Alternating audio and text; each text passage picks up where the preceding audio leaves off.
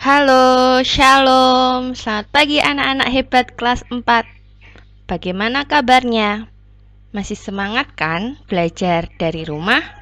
Bertemu lagi dalam pembelajaran IPA kelas 4, tema 4, berbagai pekerjaan, subtema 2, pekerjaan di sekitarku, KD 3.8, menjelaskan pentingnya upaya keseimbangan dan pelestarian sumber daya alam di lingkungannya. Kali ini kita akan belajar penerapan teknologi pada pemanfaatan sumber daya alam. Sumber daya alam sangat bermanfaat bagi kehidupan manusia setiap harinya. Pemanfaatan sumber daya alam ini dapat didukung dengan adanya teknologi. Teknologi sangat membantu dalam manusia mengolah sumber daya alam karena akan membuat segala sesuatunya lebih mudah dan cepat. Manusia dapat menggunakan berbagai teknologi sesuai dengan kebutuhannya. Teknologi ada yang sederhana dan ada juga yang rumit. Mari kita pelajari bersama. Teknologi tradisional dan teknologi modern. Teknologi sederhana disebut juga dengan teknologi tradisional. Teknologi rumit disebut juga teknologi modern. Kita akan melihat contoh dari teknologi tradisional dan teknologi modern. Nelayan tradisional itu menggunakan teknologi yang sederhana. Mereka melaut menggunakan sampan, kapal kecil, ataupun kapal layar. Sedangkan untuk teknologi modern itu digunakan oleh nelayan modern. Nelayan modern sudah menggunakan kapal yang besar atau kapal yang bermesin. Contoh teknologi tradisional. Berikut ini beberapa peralatan yang digunakan oleh nelayan tradisional. Yang pertama ada jala atau jaring. Jala atau jaring ini terbuat dari bahan serat tumbuhan atau hewan. Cara penggunaannya, jala ini ditebar ke laut atau ke sungai dan digunakan untuk menangkap ikan. Yang kedua ada alat pancing. Alat pancing tradisional terbuat dari kayu yang dikaitkan dengan tali dan mata pancing. Anak-anak tentu sudah sering ya melihat yang namanya alat pancing. Yang ketiga ada bubu. Bubu ini adalah alat untuk menangkap ikan yang terbuat dari bambu yang dianyam berbentuk bulat panjang dan ditenggelamkan di dasar sungai atau laut. Yang keempat ada tombak. Tombak ini adalah alat yang terdiri dari sebatang kayu, tali penarik, dan mata tombak. Tombak akan dilempar ke dalam air, kemudian tali penariknya ditarik jika mata tombak sudah mengenai ikan.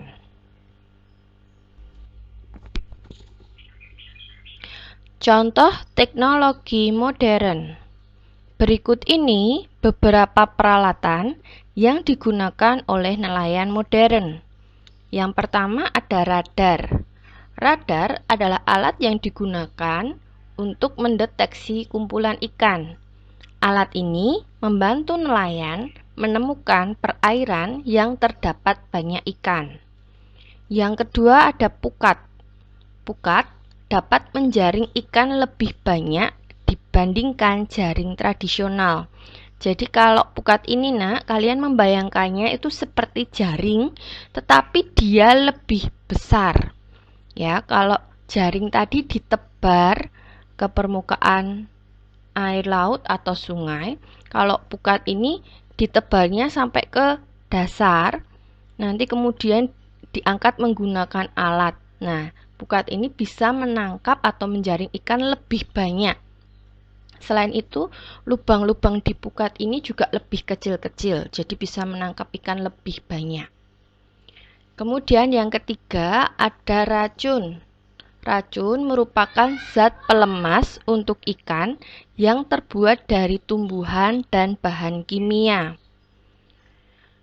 Jadi racun ini ketika ditebar ke laut, nanti air atau sebagian daerah yang terkena racun ini, ikan-ikannya akan lemas sehingga bisa ditangkap oleh nelayan.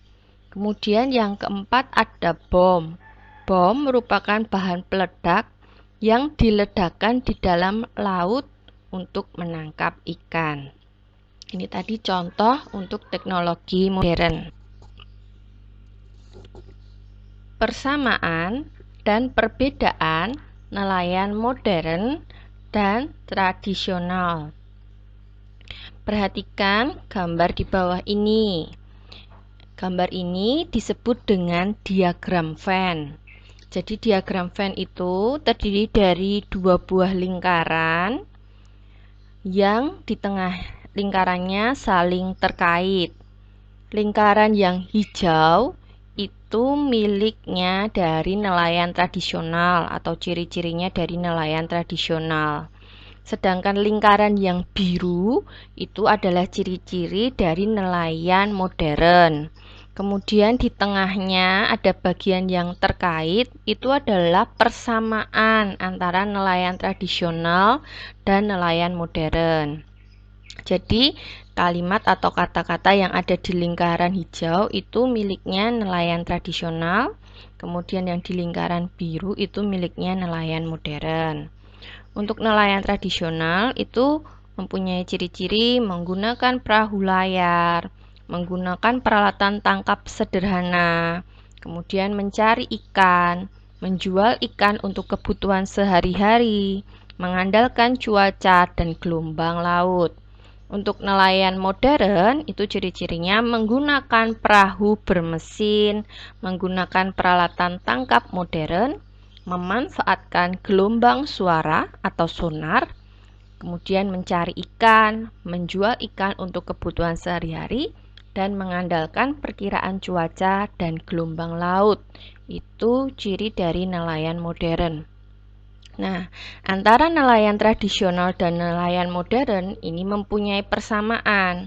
Persamaannya apa? Persamaannya adalah mencari ikan, menjual ikan untuk kebutuhan sehari-hari, dan mengandalkan perkiraan cuaca dan gelombang laut. Jadi meskipun nelayan itu adalah nelayan modern, dia tetap akan memperhatikan cuaca dan gelombang laut. Kalau memang gelombang lautnya sangat tinggi, tentu nelayan modern juga tidak akan berangkat untuk mencari ikan. Jadi itu ya, jika anak-anak mau mencari persamaan antara nelayan tradisional dan nelayan modern, anak-anak bisa melihat di lingkaran yang bagian tengah atau yang terkait, itu ada persamaan. Kalau perbedaannya, nelayan tradisional itu perbedaannya menggunakan perahu layar dan menggunakan peralatan tangkap yang sederhana. Itu khusus untuk nelayan tradisional. Untuk nelayan modern itu perbedaannya menggunakan perahu bermesin, menggunakan peralatan tangkap yang modern, dan memanfaatkan gelombang suara atau sonar. Ini ya anak-anak yang disebut dengan diagram Venn dan bagaimana cara membacanya. Dampak pemanfaatan teknologi bagi keseimbangan alam. Dampak positifnya dalam penggunaan teknologi, kita akan melihat. Pada teknologi tradisional, dampak positifnya adalah tidak merusak ekosistem, bahan dan alatnya mudah didapat karena biasanya tersedia di alam. Dampak positif dari teknologi modern adalah hasil tangkapan nelayan lebih banyak. Kemudian juga menghemat waktu dan tenaga karena menggunakan peralatan yang canggih. Itu adalah dampak positif dari teknologi modern. Selain dampak positif, tentu ada dampak negatifnya dari teknologi itu tadi. Dampak negatif dari teknologi tradisional. Hasil tangkapan sedikit karena bergantung pada cuaca dan arah angin. Kemudian menghabiskan waktu dan tenaga karena peralatannya adalah peralatan yang sederhana. Kalau teknologi modern, dampak negatifnya adalah dapat merusak lingkungan jika digunakan secara berlebihan. Kemudian yang kedua, menghabiskan biaya, karena alat yang digunakan adalah alat yang dibuat oleh pabrik. Ini dampak positif dan dampak negatif dari penggunaan teknologi. Beberapa teknologi penangkapan ikan yang sudah dilarang. Yang pertama ada bom ikan. Bom ikan ini dilarang karena mengandung bahan kimia yang dapat mencemari laut. Kedua, ledakan dari bom ini dapat menghancurkan terumbu karang dan ekosistem di bawah laut. Padahal untuk dapat memulihkan terumbu karang itu membutuhkan waktu yang lama sekali, Nak. Jadi kalau terumbu karang dan ekosistem di bawah laut itu rusak, maka untuk menumbuhkan kembali butuh waktu yang sangat lama. Kemudian yang ketiga, ledakan bom itu membunuh semua hewan laut di sekitarnya, termasuk anak-anak ikan dan terumbu karang. Lalu teknologi penangkapan yang dilarang itu ada juga pukat harimau. Pukat harimau itu besar dan berat, dapat merusak terumbu karang dan ekosistem laut. Jadi pukat harimau itu seperti jaring tapi dia besar dan dia lebih berat. Dia nanti ditenggelamkan ke bawah laut. Nah, kadang itu ketika terkena terumbu karang dan ekosistem laut itu dapat merusak dari ekosistem laut. Yang kedua, hewan laut lainnya ikut terjaring sehingga jumlahnya semakin berkurang bahkan punah. Yang ketiga, anak ikan ikut terjaring. Tadi karena lubangnya yang kecil ya, jadi anak-anak ikan itu ikut terjaring. Nah, ini bisa menyebabkan mengganggu dari kelestarian jenis ikan. Ini adalah beberapa teknologi menangkap ikan yang sudah dilarang. Contoh teknologi sederhana lainnya. Perhatikan gambar berikut ini. Yang pertama, ini adalah pekerjaan sebagai tukang kayu. Alat yang digunakan apa saja, Nak? Ya, ada palu, ada gergaji, kemudian menggunakan paku. Alat-alat ini kan alat-alat yang sederhana ya. Lalu barang yang dihasilkan ada kursi, meja, dan perabotan rumah lainnya. Bahan asal bendanya itu adalah kayu. Kayu ini termasuk jenis sumber daya alam yang dapat diperbarui. Yang kedua, perhatikan gambar apa ini? Ini adalah gambar pemerah susu sapi. Pekerjaan ini menggunakan alat apa saja? Ya, hanya menggunakan tangan dan ember atau wadah untuk menampung susu sapi tadi. Barang yang dihasilkan adalah susu. Bahan asal bendanya itu adalah sapi atau hewan. Jenis sumber daya alamnya adalah sumber daya alam yang dapat diperbarui. Yang ketiga, perhatikan gambar apa ini? Nah, ini adalah penambang batu atau penambang batu bara. Alat yang digunakan adalah palu. Kemudian menggunakan gerobak sorong untuk mendorong hasil tambangnya tadi. Ini masih berupa alat yang sederhana ya. Barang yang dihasilkan adalah batu bara. Bahan asal bendanya adalah fosil tumbuhan. Jadi batu bara itu berasal dari fosil tumbuhan yang sudah terkubur selama jutaan tahun. Ini adalah sumber daya alam yang tidak dapat diperbarui. Jadi kalau batu bara ini jika digunakan terus-menerus akan habis. Selanjutnya ada apa ini, Nak? Ada petani. Alat yang digunakan apa? Ya, cangkul. Lalu barang yang dihasilkan ada padi, sayuran, dan buah-buahan. Bahan asal bendanya adalah tumbuhan. Tumbuhan ini termasuk sumber daya alam yang dapat diperbarui. Kemudian yang kelima, seperti tadi ini ada nelayan yang menggunakan jaring. Ya. Barang yang dihasilkan adalah ikan. Bahan asal bendanya adalah hewan, karena ikan itu tadi ya. Dan hewan atau ikan adalah sumber daya alam yang dapat diperbarui. Lalu contoh teknologi modern lainnya. Ini pembuatan kertas. Pembuatan kertas ini menggunakan alat-alat yang sudah modern atau rumit ya. Berawal dari pohon ditebang, lalu kayunya diolah menjadi serbuk, kemudian nanti diolah dijadikan bubur kertas atau disebut dengan pulp. Pulp ini nanti yang akan dicetak menjadi lembaran-lembaran kertas. Tapi itu prosesnya masih panjang. Ini Ibu hanya menjelaskan secara sekilas. Lalu contoh teknologi modern selanjutnya ada pembuatan kain. Pembuatan kain itu juga menggunakan alat-alat atau mesin yang modern, yang lebih rumit. Nanti anak-anak bisa mencari tahu cara pembuatan kain yang secara modern itu seperti apa. Penghematan sumber daya alam dalam kehidupan sehari-hari. Pemanfaatan sumber daya alam perlu dilakukan secara bertanggung jawab agar sumber daya alam selalu terjaga persediaannya.